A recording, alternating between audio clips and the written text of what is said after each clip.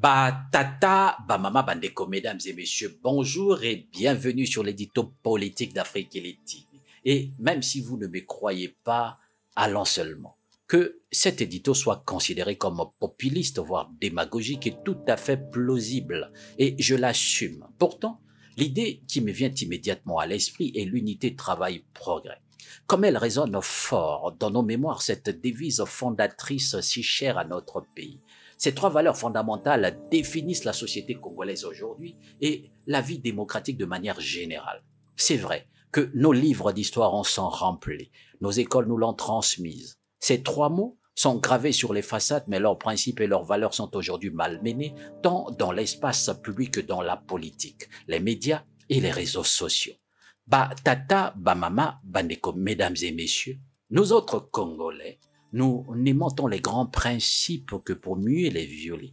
Le pays de l'abbé Philbert Youlou, d'Alphonse Massamba Deba, de Marie Ngouabi, de Jacques-Joachim Yombi Opango, de Denis Sassou Nguesso, de Pascal Lissouba et encore de Denis Sassou Nguesso, est aussi celui de la liberté. Mais à quel prix?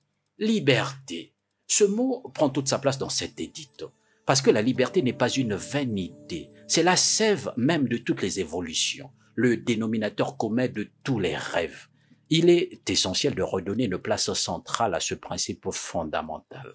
Tata, mama, bandeko, mesdames et messieurs, je n'ai aucune légitimité pour sonder le cœur et les reins de quiconque, mais j'estime que le citoyen congolais a le droit d'exiger des politiques un comportement irréprochable, ainsi que le respect de la morale publique. Ils ont des obligations que lui n'a pas à assumer.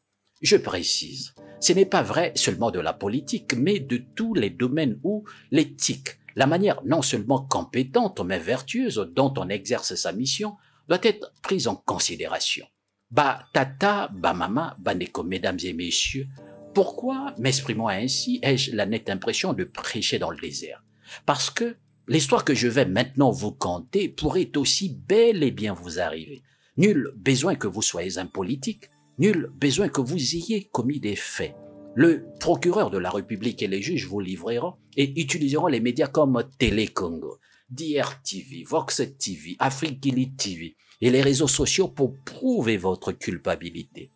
Au-delà de toute idéologie politique et religieuse, un jour, sans préavis, durement, vous apprenez que vous êtes accusé d'atteinte à la sûreté intérieure de l'État, de détention d'armes et munitions de guerre, de blanchiment et association de malfaiteurs, de faux et usage de faux, que vous critiquez l'état du pays sur les réseaux sociaux, que vous appartenez à une bande organisée, que vous encourez la prison et des amendes considérables.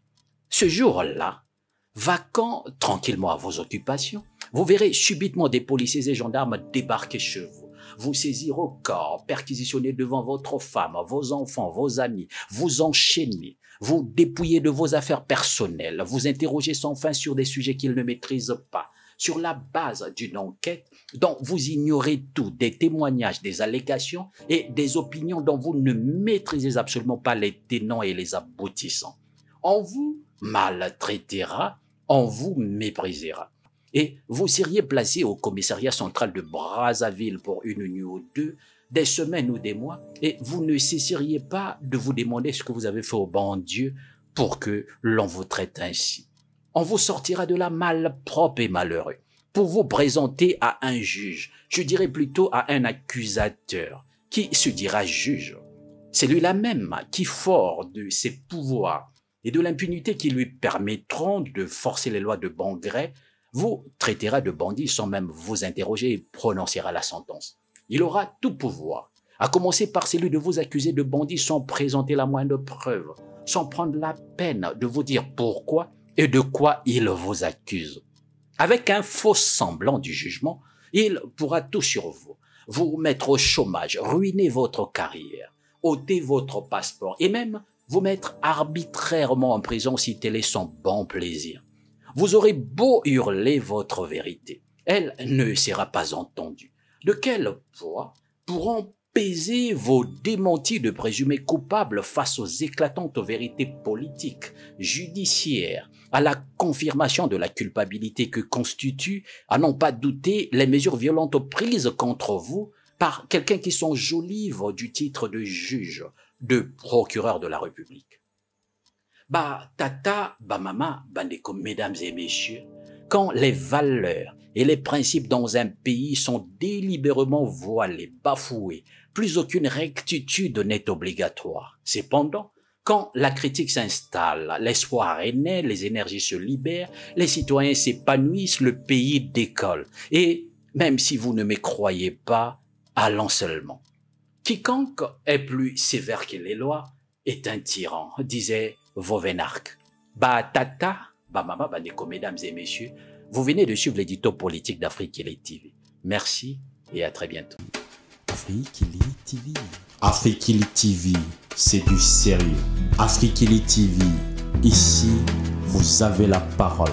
La chaîne de télé sur le web, pas comme les autres.